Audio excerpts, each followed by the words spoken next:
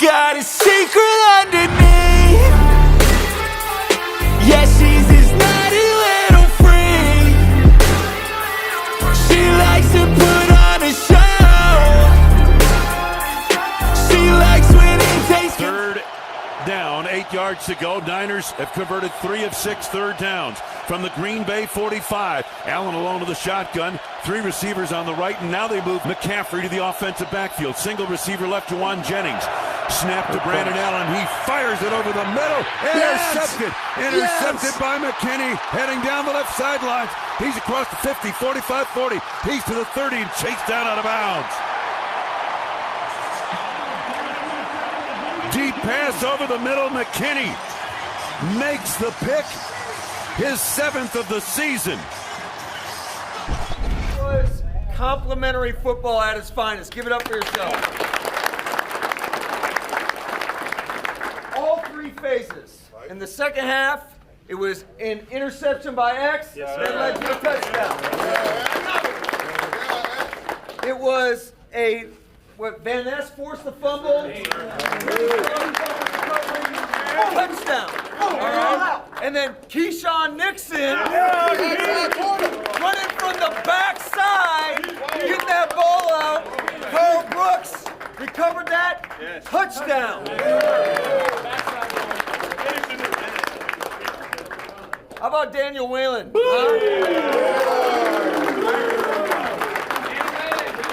49-yard average. That's a hell of a job, man. Hell of a job. Here's the deal. I do have one game ball because, listen, all the backs ran their ass off, and everybody in this room on offense blocking their ass off. But this guy tied a career high today. He had 3 tugs. All right, 26 for 106 and 3 tugs.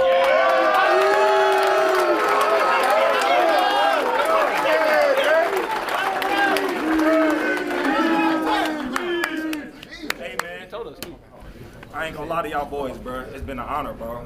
Like, coming here and winning, grinding with y'all boys day in and day out, trying to set that standards, set that culture. I appreciate y'all, bro. Let's keep going. Let's keep doing it. Hey, man, keep stacking, but like we said, quick turnaround, man. Get ready for Thursday night. Let's go. Pack on 3, 1, 2, 3. Matt, 38-10. Does that qualify as the complete game victory you've been looking for? Yeah, I would say it's a good start, but I think there are still a lot of things that we can clean up really in every phase. But ultimately, it came down to the ball in the second half. We won the ball +3. We got a turnover on downs, and three out of the 4 of those we went on and scored touchdowns. So that was a great display of complementary football. How much did your good start help you? You go 12 plays, touchdown. You go 10 plays, field goal. 12 plays, another touchdown. How much did that help? Oh, it definitely helped. I think, when you go 3 for 3 in your opportunities and you're up, you have 17 points, and it's a shame we had an opportunity there at the end of the half to kind of really put it away, I think. But we got a resilient group, and our guys battled in the second half and just found a way to get it done. You had success in some areas you've been looking for success, like the red zone, 5 for 5. What happened there that was so much better, so much improved? Well, I think we just had some pretty good execution. We didn't have as many negative plays, although we did have a penalty that we were able to overcome, and that's kind of been our Achilles heel in terms of when we go backwards, whether it's a penalty or a negative play, just not making plays after that. So that's definitely encouraging, especially going into a short week. How's this for bloodying the other team's nose? You have 169 yards rushing. They have 44. Yeah, that's definitely the difference in the game, especially just the circumstances that they were dealing with, not having Brock Purdy, not having a Nick Bosa out there. So, but, ultimately you got to capitalize on those opportunities. Our guys did that tonight. Josh Jacobs over 100 yards, 3 touchdowns. And I think this time of year is perfect for Josh. Yeah, and he was making a lot of guys miss, and there were people at the point of attack that it seemed like every time it wasn't the first guy that got him down. It was either the second, the third, or the fourth. So I thought he was running really hard. You've been looking to get back to that takeaway mentality, and that takeaway success you had earlier this season. 3 takeaways, no giveaways tonight. Yeah, and that's how you end up beating a team 38-10. Is you got to win the ball, you got to take it away. Our defense did that, especially in the second half. Then you have a turnover on downs. So the way I look at it, it's really 4 takeaways right there. I heard you talking earlier. You liked the way Jordan Love threw the ball tonight. Yeah, he was ripping it. Very decisive. I think his mechanics were on point. I thought he had an outstanding game. Short week. Does this make it kind of fun as opposed to the alternative? But is it kind of more fun? Yeah, absolutely. It's definitely a boost going into a short week. It's going to be a lot of long nights these next 3 nights. And, I got to give it up for our crowd. Our crowd was outstanding. And hopefully we have that same response Thanksgiving night. Matt, thank you and congratulations. When the Packers at home, we win. It happens. NFC North. This is your NFC playoff picture. The Lions take up the majority of the real estate, rightfully so, on the left side of the screen. Vikings hold strong at a 5th spot in the wild card, your first wild card team in. So let's look there, because the Bears, they find themselves off the screen, and the Packers sit just below, I think, if you look at that playoff picture. Takeaways specifically, Peter, if you assess Sunday's game, where do you go in the NFC North? Felt like a game the Vikings were going to lose. It felt like the Bears were going to come all the way back and have this miraculous victory, and it was going to be Caleb's big moment. And, here's Caleb's, hey, I can do this. I can take this team, and I can beat a fellow USC quarterback, and I can do it, and we can do it at home. And then Darnold wouldn't let that happen. I thought Sam Darnold's performance in overtime was really noteworthy. The final drive, Darnold threw for 90 yards and set the Vikings up for that game-winning field goal. He had 330 total passing yards on a windy day in Soldier Field. It's the most passing yards in Vikings history in that building, aside from Jeff George, who did it in the early 2000s. George. So Darnold comes in there, and I think it's a big statement because it's, again, Sam Darnold. And in the playoffs, it's going to be, okay, well, when you got to pick your fighters and pick your weapons, are you going to take Saquon and Philly? Are you going to take the Lions and all their guys? Or are you going to take Sam Darnold? And what was interesting is that Justin Jefferson didn't have the huge game. They threw that ball around. 7 different receivers caught balls for them. And Darnold, in the biggest moment, had 2 big shots. And he's doing it all season. He delivers in big moments time and time again. So in any other year, a 9-2 Vikings team would be what we start the show off and would be going bonkers. I think everyone looks at them and says, they're the 3rd or the 4th team in the NFC right now. And that's fine. They're likely going to have to be a wild card team. That means they're going to have to go on the road. And Sam Darnold, the Southern California quarterback with the quiet voice and not exactly the rah-rah guy, went into Soldier Field last night, took his team back when they needed him, and went 90 yards in overtime into the wind and threw those big plays. That was huge for me. I think the Vikings and Kevin O'Connell's team not losing this game and just being like, okay, so you take this one. We're the 5, 6, 7 seed. We'll see you in the play. No, they're like, we can still win this division. I loved it. I love the win for the Vikings. Cool. I'll go to the Northern California quarterback, and I'll go for the best team in all of football. The Lions. The Lions flexed yesterday. If you had any concern at all that, oh, man, they're going against Indy on the road against maybe a resurgent Anthony Richardson, maybe the Lions are looking ahead to the Thanksgiving game. No, they destroyed. And I remember doing the show here on Good Morning Football the day after the Aiden Hutchinson injury, and we were all so upset about it. You love Aiden Hutchinson. I said he's probably the 2nd most important player on their team behind Goff, and I just don't know how this defense is going to take off without him. Guys, let's do a quick round the horn right now. Put you on the spot. All 4 of you, shoot the number out. Over the last 3 games for the Detroit Lions, all right? How many total second-half points have they given up? Closest to the pin, go. Give me your number. Giving up. Let's go 17. Total? 14. 17. 21. 21, yeah. Yep, I'll go 20. Over the last 3 games, the Detroit Lions defense has given up a total of 0 second-half points. I'm so sorry. 0. Wow. That is 3 games in a row pitching second-half shutouts. Guys, it is so interesting that the Lions offense gets these 99 Rams comparison, and it's a beautiful thing. The defense is playing incredibly. Over the last month of the season, there is not a better defense in football before you even get to the offense and Knuckles and Sonic and all that. It's the defense. I think they are so far right now the best team in football. I think there's a huge gap between them and whoever the hell number 2 is. This was not a consequential game. The Colts did not score a touchdown. They crushed them on the road. We'll see on Thursday. Lions ruling right now. I love it. I'm calling it the main event offense. That main event offense is so exciting to watch. But another team that is very exciting to watch, especially because they do it in a real gritty way, the Green Bay Packers.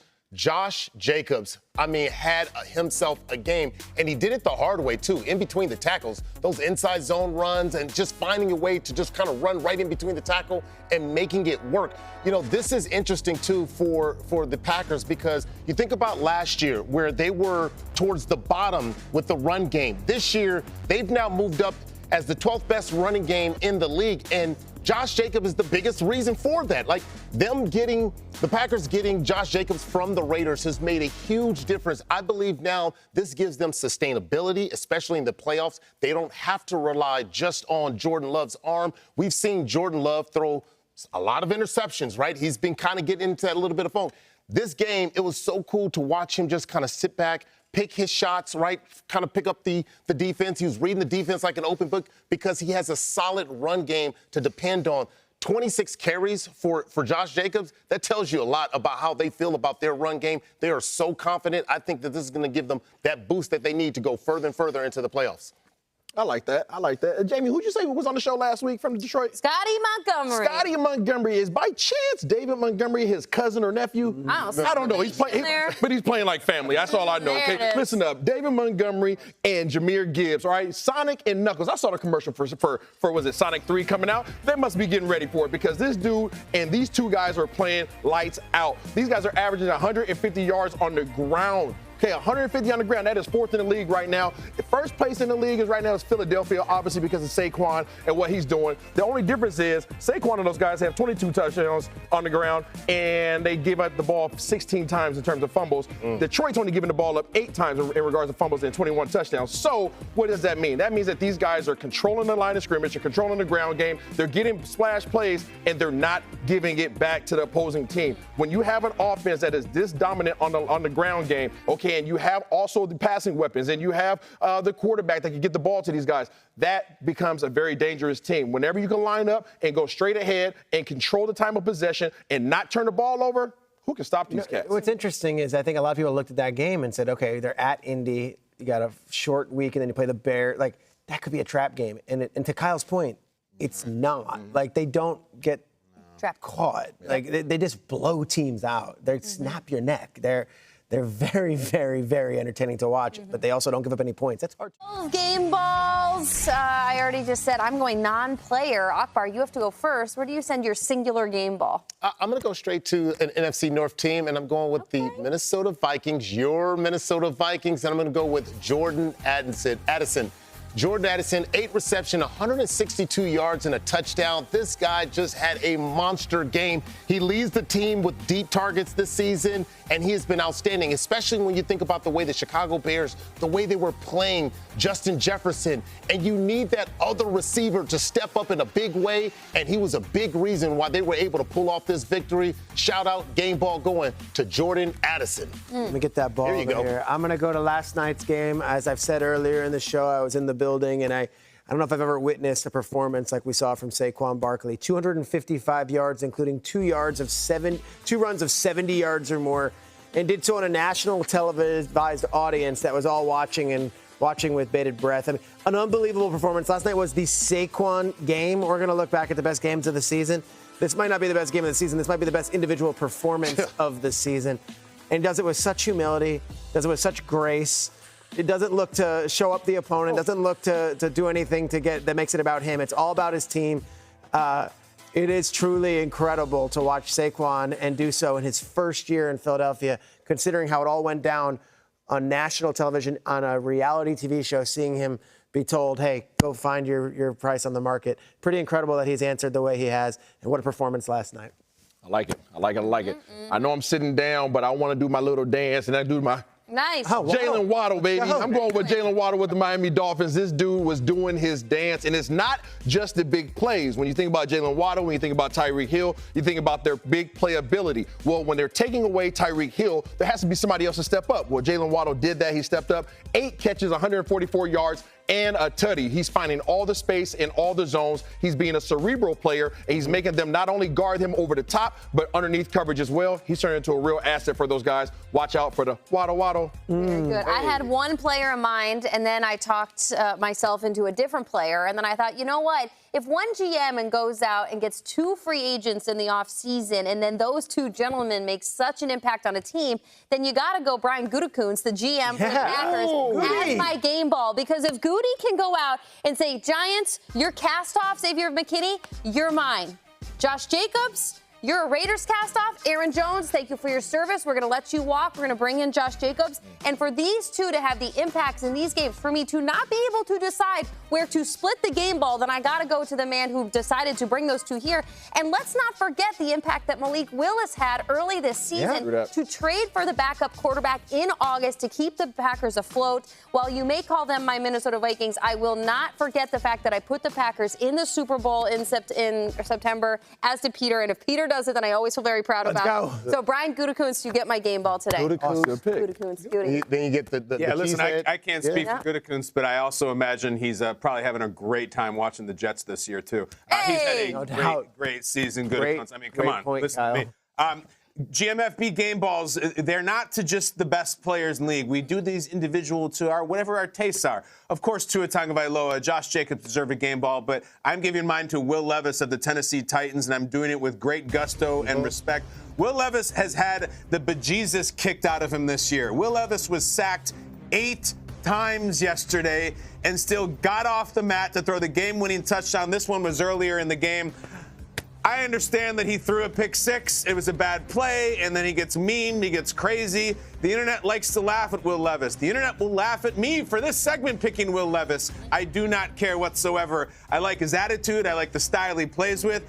He's got this feeling of like a kind of a young, excitable traits of Baker Mayfield type deal, and maybe someday he'll end up there. Right now, he goes and he wins this division game, and for a Titans team that had been forgotten about and not talked about because of their record, he'd been forgotten about, he'd been mocked, and he was even mocked in the game. Not here, not from me, not from this show. We celebrate guts and we celebrate glory as much as we do the very best players in the league. Will Levis gets my game ball. I apologize for nothing. Let us start with what happened in Lambeau. The Packers laying it on San Francisco. They get a 28-point victory. It is the worst loss for the 49ers since 2018. Kyle Shanahan saying afterwards, yeah, we were just embarrassed. We're embarrassed. What's our takeaway? Let's start with for the 49ers. They're in trouble. We talked about this in the beginning of the year. Last year, they were one of the oldest teams in the NFL last year. And they got really lucky injury-wise last year up until basically the Super Bowl. This year, it's just been, they just haven't gotten lucky with injuries. It's been the complete opposite. They go into Lambeau without their starting quarterback, without Nick Bosa, without Trent Williams on the offensive line. They're banged up as well. The defense isn't as intimidating as it was. They held Chris McCaffrey to under 30 yards. I mean, Chris McCaffrey, 2.8 yards per carry on this one. Like, that's crazy to me.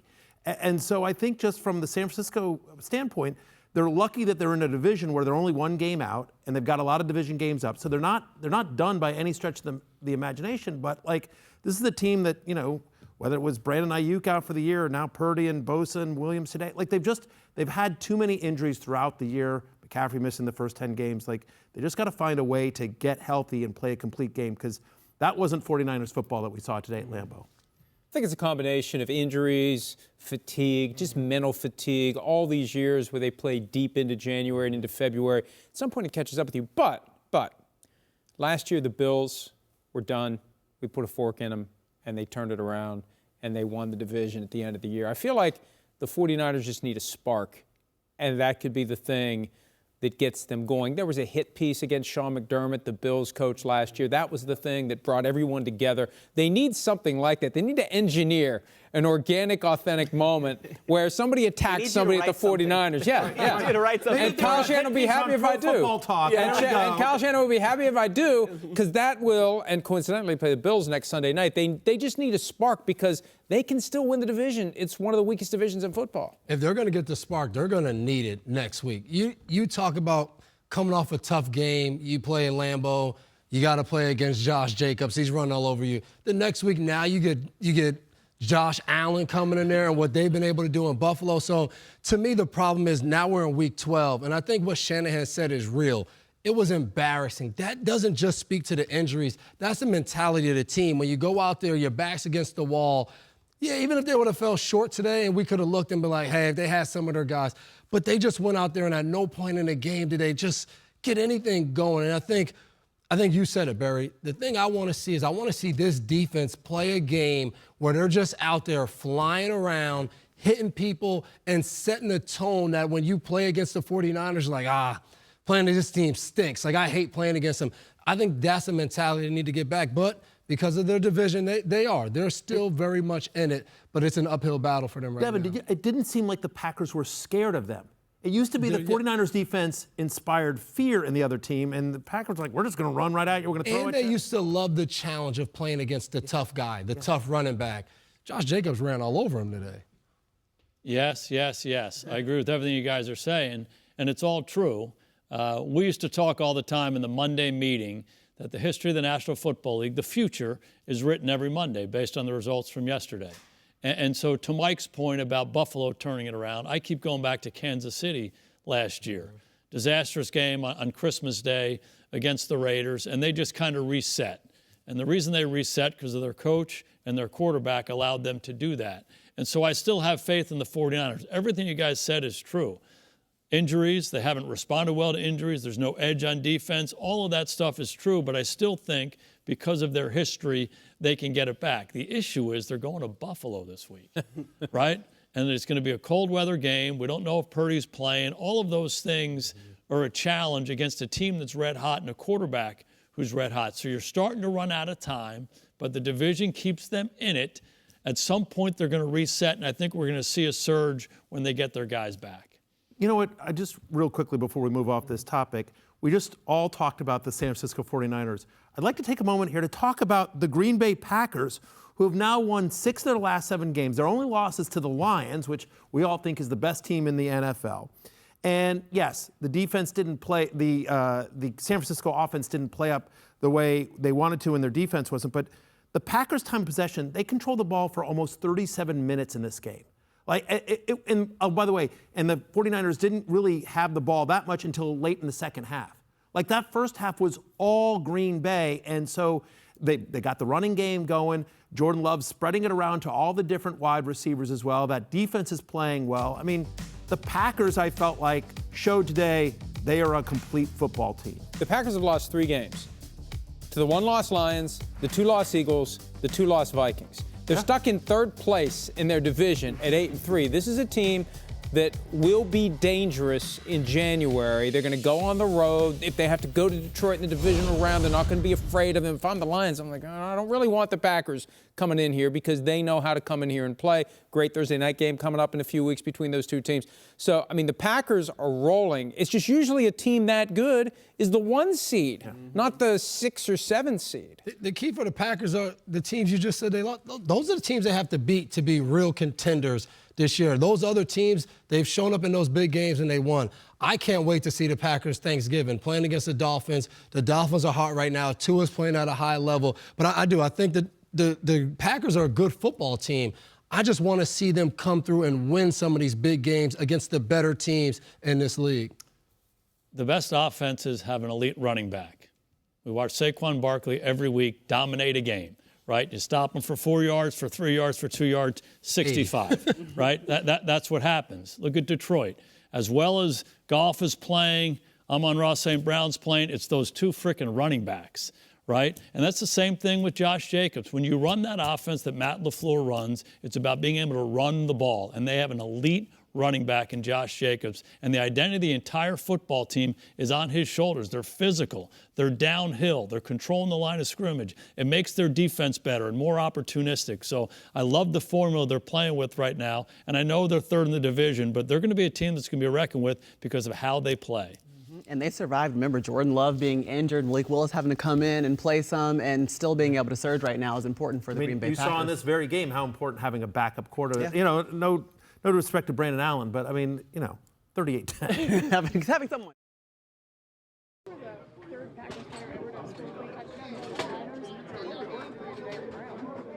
I mean, man, the offensive line was blocking great. I came in here with a mindset, want to make a play, want to set the tone and things like that, and it just happened to play out that way. How big a statement do you think this sends? I mean, I know it was an injured Niners team, but it's still a talented team, and you guys need all the wins you can get in this stacked division. I mean, at the end of the day, man, we don't care how we get a win. We don't care really who we go against. We get a win, man. We gonna definitely take it. It's still a divisional, game, so we'll see how it come down to it at the end. Jacobs, this is Josh. This is the first time since 2022 that you've had a really touchdown performance in a game. Just how good did it feel to finally get one? It's been a while since it's happened. I don't know, bro. I don't know how to explain it. I don't really too much be feeling any type of way about it. I just try to go in there and put my stamp on the game, man, and I felt like I was able to do that today. So, man, I mean, it just feels good when you get a convincing win like that. And you allow the other guys to play and see them eat. Yeah, man, the O-line, I give them all the credit, man. I mean, they make it, I tell them all the time, man, they make my job easy, And I always tell them, man, I'm like, man, if you mess up, whatever, I'll make you right. We lean on each other. So they get all the credit for this game today. I know you guys were preaching red zone efficiency, 5 for 5 today in the red zone. What do you think led to that turnaround? Man, I just told him to give me the ball, really. But nah, man, I think we went in with a great scheme. I think it's been a big point of emphasis in this building. Trying to be an area to grow in and be better in. So it's good when you know that you've been putting in hard work all week and it's paying off. Josh, what did it mean to just have this offensive success today, scoring a season-high 38 points after there has been some struggles in certain areas, mentioning the red zone? Just how did it feel to have that offensive success today? I mean, it felt good, man, to be able to play a complete game, as a team, man. Where, I mean, they was getting turnovers and defense was getting turnovers and we were scoring and getting points out of it. That's the biggest thing, man. A lot of the times we feel like we hurt ourselves in situations. So to see everybody locked in and focused is something that we definitely are proud of, and it's something that we need to keep building from. Josh, was this something that you kind of envisioned when you signed with Green Bay, a game like this where the defense kind of does their job and you guys were able to punch it in so many times? Man, I say it all the time. I came here because, I seen them winning, and I haven't won a lot in my career, and that was a big thing for me, when I'm making a decision. But not only that, man, being around these guys and seeing how hungry they are, seeing how much of a pros they are on a day-to-day basis and how much it means to them, man. It make me want to play harder. It make me want to, give everything I have. Does a day like this just solidify your decision to come here? I ain't gonna lie to you. Every week, I feel better and better about the decision, So for me, man, I'm happy, man. I mean, even through the adversity and the rough times, I never feel like, a certain type of way. As I come in the building every day, I feel happy, and I try to give everything I have. Can you just speak to the toughness of the NFC North in general? I mean, you guys are 8-3 or third in your own division. Just how tough this division is. I really didn't know it was like this, really, just to be honest, until I came over here. And, it makes it fun to me because it makes every game feel like you got to do a little more. You got to, make a play and things like that, and you got to be a little more special. And so it's definitely a crazy division, but it's one that's been fun so far. Josh, I know you went back to the locker room, but obviously you came back and played the game. What was going on? I was cramping up. I told the offensive line before the touchdown, I said my leg was literally locked up. So I was like, we only got one chance for me to score right here, or because I'm going to the locker room. So that's kind of what it was. How are you feeling now? Is it just... I'm cool. I got an IV, got some fluids. I feel pretty good. Josh, what do you think of the cold weather? You getting your first crack in November, December weather around here? I don't think this is cold. I think this is smooth. So they keep saying it's not that cold yet. It don't feel that cold yet. So we'll see. I like cold. I like the cold because, I mean, people don't want to hit me. So it make it easier for me. You feel good now? You feel like you can take another 26 carries in 4 days? If need be, I'm gonna figure it out. How are you going to have to manage a short week after a big win? Recovery, man. I mean, that's the thing that I had to learn. I feel like my second, third year in the league is how to take care of my body and how to go about things like that. I mean, I'm out to be in here for like another hour and a half before I actually even go home. Just trying to get my body right and trying to be as close to 100 as possible come Thursday. Realistically, 19 carries at halftime, 26, 4 days from now you have a game. Does that affect your workload in 4 days? I don't know if y'all noticed, but like some plays I'll be back there talking to myself, like when I'm in the backfield. So like to me, all of it is mental. Like we'll deal with the bumps and bruises later, you know. So I'm gonna come in and I'm gonna give it everything I got. What do you tell yourself when you're talking to yourself? The clean version, maybe. I just tell myself to keep going, and I talk to myself and be like, man, like if I feel like I need to pick it up or whatever, like I talk to myself and I'll be like, man, come on. Josh, growing up, how much did you play in the cold weather? Like, have you really ever? In Oklahoma, it gets pretty cold, but it don't get like cold like here. But I played in the cold, but I don't mind the cold, man. Like I'm one of them people. Like my house stay on like 65 degrees. Like the cold is cool for me. What is cold to you? What? So that out there wasn't cold, but if it was raining, that would have been cold. So like wet cold is different. You know what I'm saying? But like just cold, I'll probably say like 20, 25. Yeah. Felt good. It was a good win. I thought we played well all phases. Some things to clean up, but glad we got the win. How do you kind of keep doing it where it seems like every time the defense kind of needs to make a play and you're always kind of the guy right there to do so? I mean, like that's what I was here to.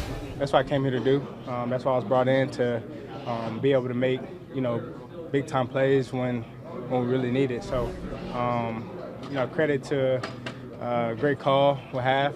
Credit to everybody doing their job and. Let's just go out there and me being able to make a play. That's really it. What did you see on that throw? They were dropping a lot of passes. So I kind of played for the tip. I saw like what was in front of me, but I kind of figured that one probably was going to get straight through the hands because it seemed like to be a theme pretty much the whole game. So I just played for the tip and luckily it bounced right to me. I was in the right spot. And I was able to make a play. So Isaiah did get his hand on that ball? I don't even know who. I don't know. Somebody got their hand on it that tipped it, but yeah. How nice was it that you guys were able to play complementary football? You guys get takeaways, they get touchdowns. It's good. It works out in our favor every time. When we do that, we're a really good football team, and I think it shows because when we execute on all levels and everybody's kind of doing their job, and our players, our playmakers are making plays. We're a hard team to beat, so just got to continue to keep trying to do that. When you find out Friday that Brock's not going to start a quarterback, what do you have to keep in mind as a defense in terms of a different quarterback? Yeah, so when we knew some of their guys weren't playing, it was one of the things where you can't overlook this team. They still got a lot of talent and they got great coaching. So for us, we didn't really care who was playing and who was not playing. We just knew that we had a job to do, and obviously we've been feeling a certain way from the previous year. So regardless of who was out there, we knew what we came in there to do, and that was to really ultimately dominate the game, and I think we did that today. How much did the offense set the tone early with Josh running the ball? Man, he told me before the game, he said he was ready. He was ready to go. So I already knew what type of timing that he was on, and we saw it really from his first touch. And then, you know, looking at that, obviously from a defensive perspective, you know, once we saw him get his first carry and saw what he did, we were like, okay, we're in good hands today. So yeah, it was good. What made the defense as a whole just so effective stopping Christian McCaffrey and really limiting him today? Man, everybody, nobody really getting blocked 1-for-1, shedding blocks, setting edges. That's like the most important thing against this team, that against a back like that. You got to be able to set edges. You got to have the cutback players be in the right spots, and you got to be able to wrap up and make tackles. And I think everybody did that today. Everybody ran to the ball, and you know, that was, you know, the key thing for us, you know, and being able to stop them at the running. How big was this win just for you guys to keep pace in the division? Because you guys are 8-3 or third in the division. Yeah, the third division. Yeah, we just got to keep stacking, keep finding ways to go out there and win these games. Obviously, we know the division is going to be tight, and it's probably going to come down to the wire. We know that, and we understand that. So that means the room for error is very, very thin, and we just got to make sure that we're always on the right details and executing. I like it. That way, like, obviously we get the win, but, you know, you get to celebrate for a second, but then it's on to the next. So, you know, I think, you know, everybody's going to be prepared for that. Obviously, it was a good win today, but we know going down this stretch, you know, every game is going to be important. Every practice is going to be important. Every meeting, whatever the case may be, is going to be important. So, you know, we're looking forward, you know, to the challenge.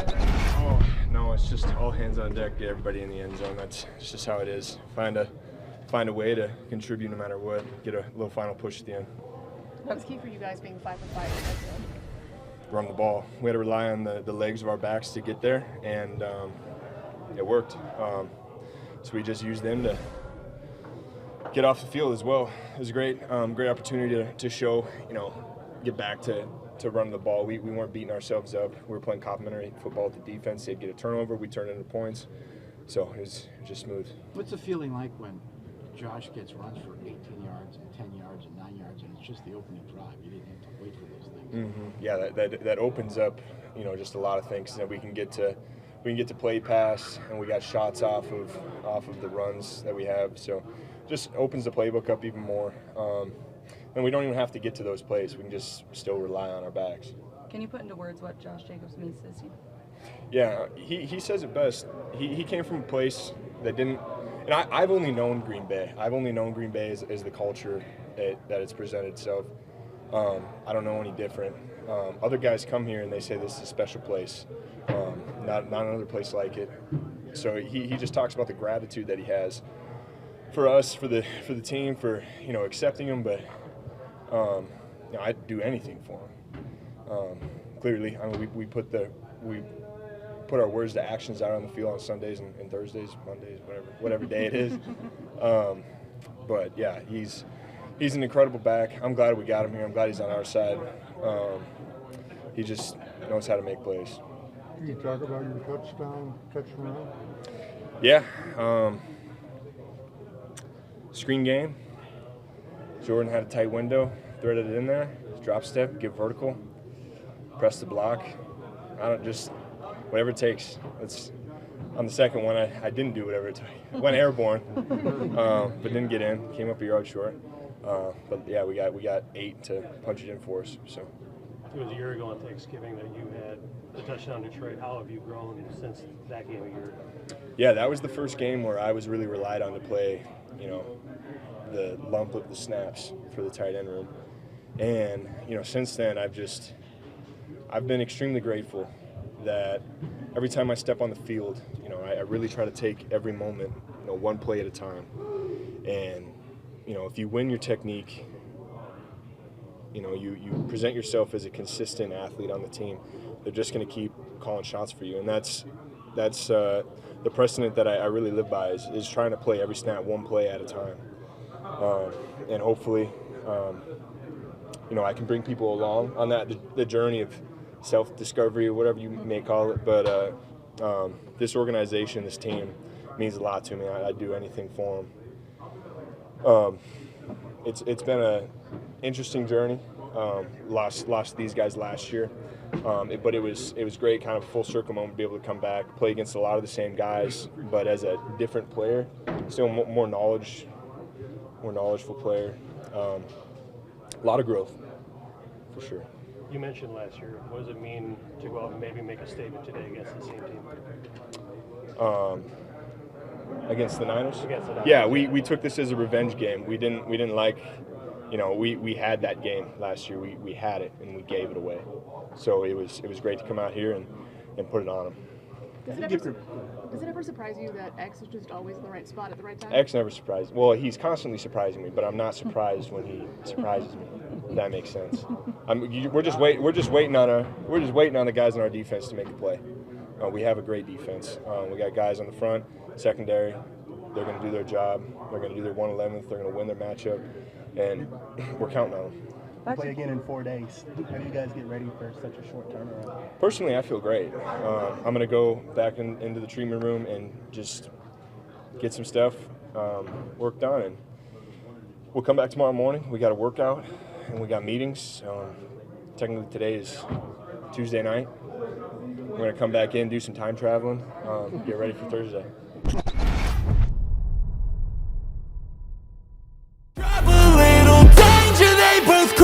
When they put on a show, she likes when he takes control.